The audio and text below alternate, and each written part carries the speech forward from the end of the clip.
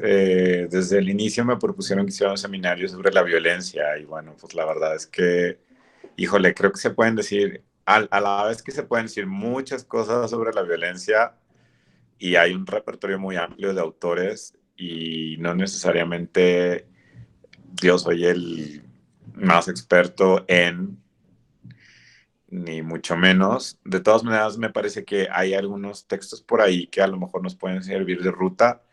Porque, a ver, ahí creo que, bueno, yo distingo, porque pues, por supuesto todo lo que les pueda yo decir pasa por el filtro de las cosas que entiendo, que no entiendo, que distingo, lo que alcanzo a ver, lo que no, y tal vez alcance a ver muchas cosas nuevas a partir del diálogo con ustedes. Pero yo distingo que entre las maneras de aproximarse a la violencia muchas veces hay como algunas que lo que hacen es enmascararla o explicarla de maneras despolitizantes. Y ahora me voy a explicar un poquito a qué me refiero con explicarlas de maneras despolitizantes. Y hay otras que pues tienen que ver con una toma de acción, ¿no? Entonces, en ese sentido, por ejemplo, mucho de lo que se ha hecho respecto de los cursos medicalizantes sobre la violencia, bien, tienen un lugar, tienen un valor, es que muy fácilmente nos conducen como a cerrarla sobre hechos o individuos en particular, como quitándole toda la dimensión contextual. Entonces, es como, por ejemplo, los discursos psicológicos, psiquiátricos, incluso psicoanalítico, contribuyen como a hacer el bosquejo en individualidad que de alguna manera se cierra sobre sí misma o sobre sus circunstancias familiares.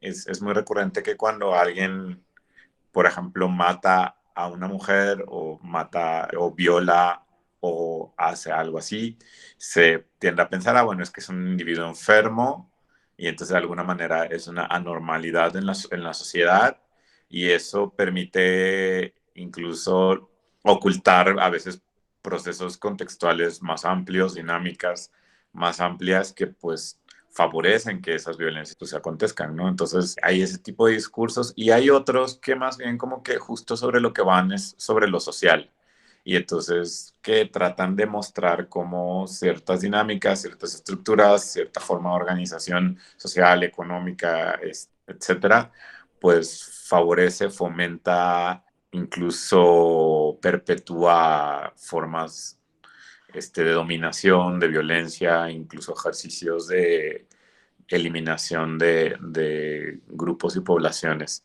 Entonces, entre ambas posiciones, digamos, una la más psicologicista y otras, varias las más sociales, o bueno, las más psicologicistas también habría que decir en plural, y las más sociales, pues muchas veces lo que hay es un diálogo sordo, ¿no? O sea, porque, por ejemplo, hay una recurrencia de quienes estamos en el territorio de la psicología, la psiquiatría, el psicoanálisis, hay una recurrencia como para decir, bueno, pues lo que nosotros estamos viendo es la psicología profunda de las personas y entonces las otras aproximaciones adolecen de lo que le tiene que enseñar, qué sé yo, o sea, la psicología, lo que le tiene que enseñar el psicoanálisis. Entonces muchas veces llega a haber una ignorancia mutua entre los discursos sociales y, por ejemplo, el psicoanálisis y sobre todo entre psicoanálisis y el campo social. De hecho, me parece que, que en el campo social de los estudios sociales, pues sí hay mucha, en realidad creo que hay mucha atención, pero una atención crítica al psicoanálisis. Más bien, del lado del psicoanálisis muchas veces hay la queja de que no hay atención porque casi se quisiera que lo que podemos llegar a plantear desde el psicoanálisis pasara así como lo pensamos, ¿no? Pasara y colonizar el territorio de los estudios sociales.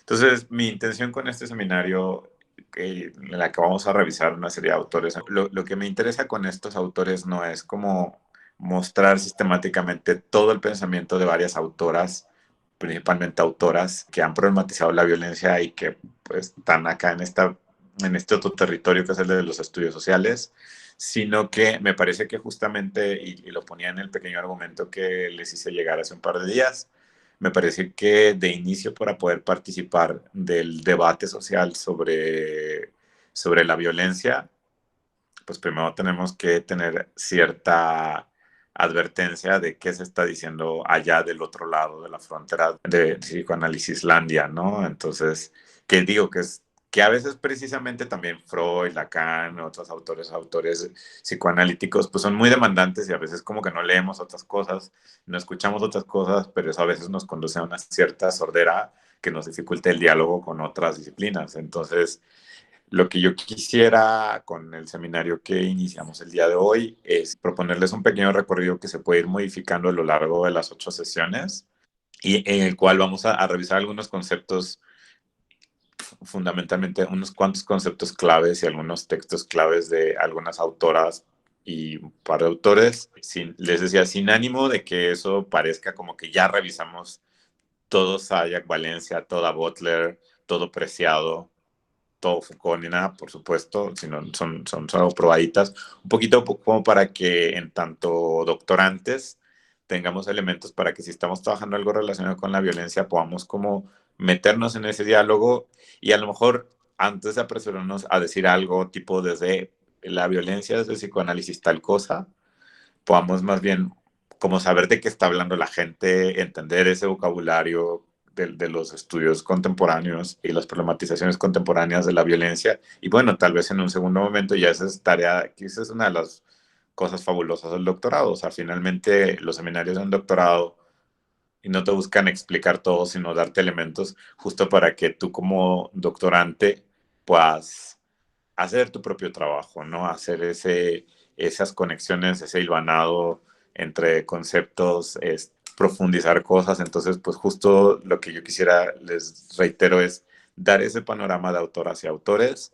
Y a mí me ha parecido que entre las cosas que podrían ser interesantes, les digo de manera muy general, sería partir de la noción de biopolítica de Foucault, que aquí hay personas que ya estuvieron en un seminario anterior donde ya revisamos varios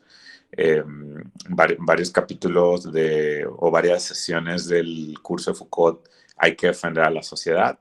Entonces, como partir de ahí, revisar luego esta otra noción que tal vez ustedes hayan oído en algunas ocasiones, pero no sé si ustedes han realmente ya leído al respecto, que es ya no la biopolítica, sino la necropolítica, que es una propuesta de un autor que se llamó Akil Mbembe.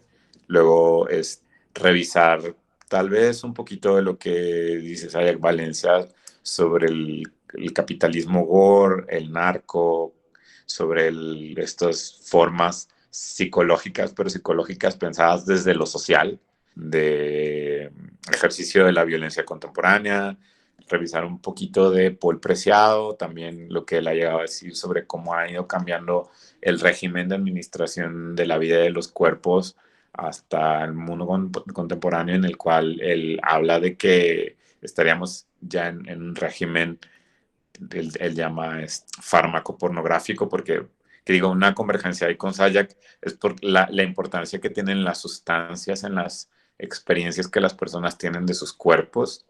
Y bueno, la importancia, yo creo que una cosa que van a tener en común Paul Preciado y Saya, que es la importancia que tienen las sustancias y que tienen las imágenes.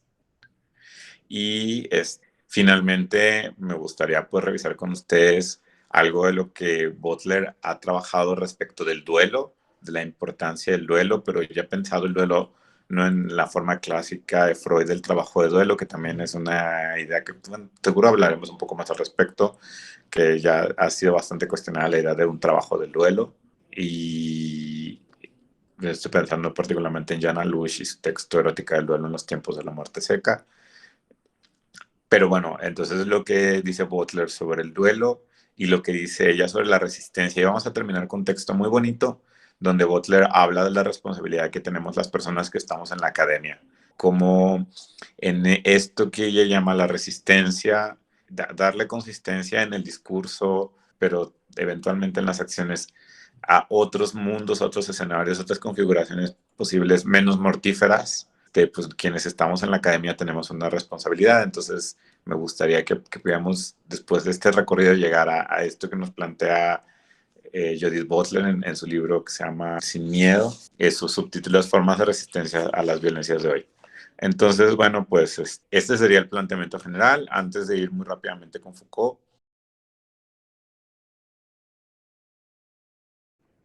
les voy a leer este fragmentito que es de una de las lecciones iniciales de este curso antes de pasar al tema de la biopolítica. Contrariamente a lo que sostiene la teoría filosófico-jurídica, el poder político, dice Foucault, no comienza cuando cesa la guerra.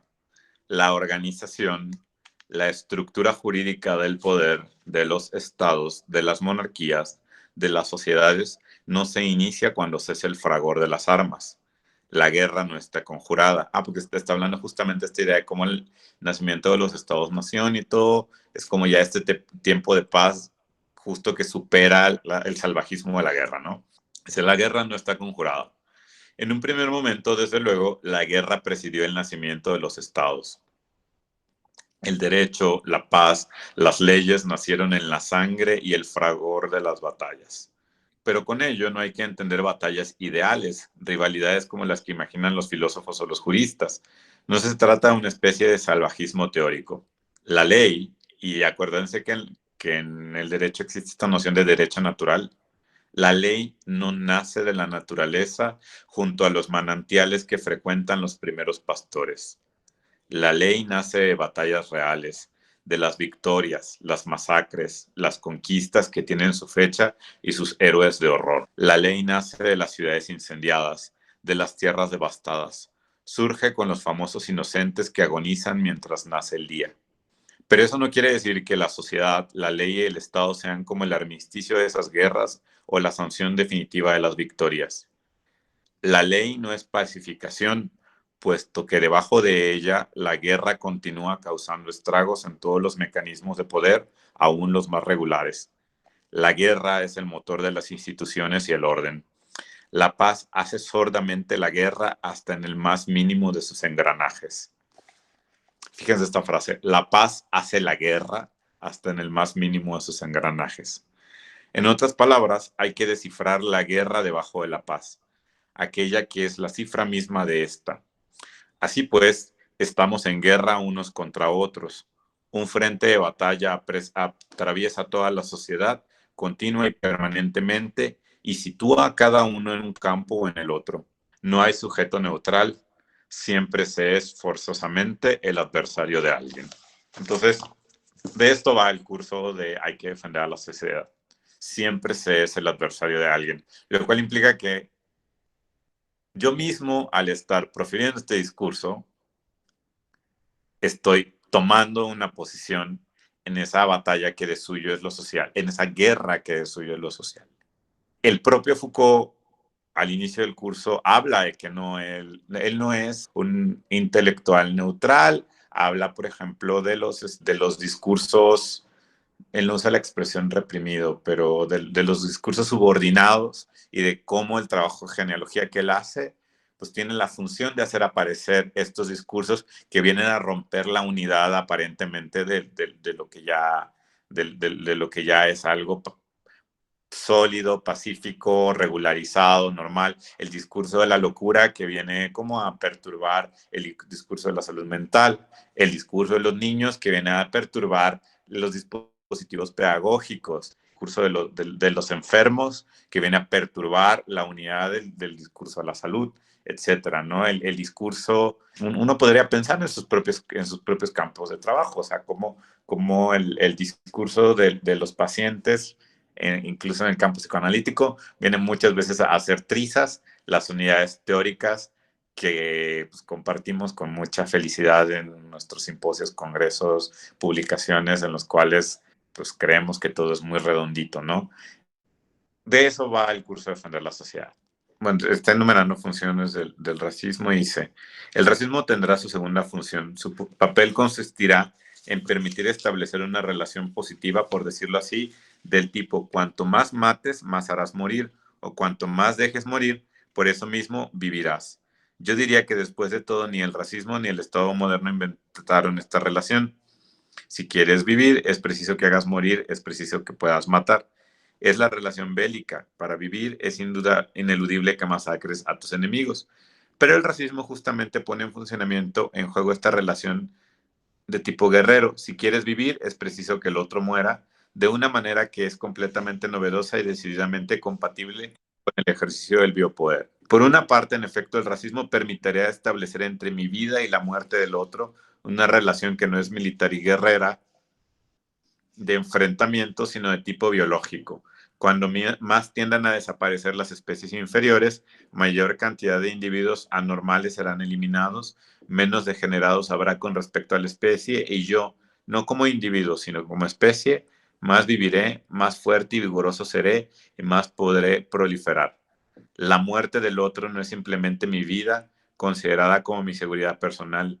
La muerte del otro, la muerte de la mala raza, es la raza de la raza inferior o del degenerado o de la normal, es lo que va a hacer que la vida en general sea más sana y más pura. Relación, por tanto, no militar, guerrera o política, sino biológica. Y aquí podremos entrecomillar el biológica. Y si ese mecanismo puede actuar es porque los enemigos que interesa suprimir no son los adversarios en el sentido político del término, son los peligros externos o internos con respecto a la población y para la población. En otras palabras, la muerte, el imperativo de muerte, solo es admisible en el sistema de biopoder si no tiende a la victoria sobre los adversarios políticos, sino a la eliminación del peligro biológico y al fortalecimiento directamente ligado a esa eliminación de la especie misma o la raza. La raza, el racismo, son la condición que hace aceptable dar muerte en una sociedad de normalización. Donde hay una sociedad de normalización, donde existe un poder que es, al menos en toda su superficie y en primera instancia, en primera línea, un biopoder, pues bien, el racismo es indispensable como condición para poder dar muerte a alguien, para poder dar muerte a los otros. En la medida en que el Estado funciona en la modalidad del biopoder, su función mortífera solo puede ser asegurada por el racismo. Él va a decir, por cierto, un poco más adelante, eso ya no lo voy a leer, que estas muertes no necesariamente son la muerte, llamémosla así, biológica, sino también hay la muerte económica, social, exclusión, todas esas muertes que todos los días están en operación en nuestras sociedades. Un último fragmentito que leo y podemos discutir un poco. Va a decir un poco más adelante. La especificidad del racismo moderno, lo que hace su especificidad, no está ligada a mentalidades e ideologías o a las mentiras del poder. Está ligada a la técnica del poder, a la tecnología del poder.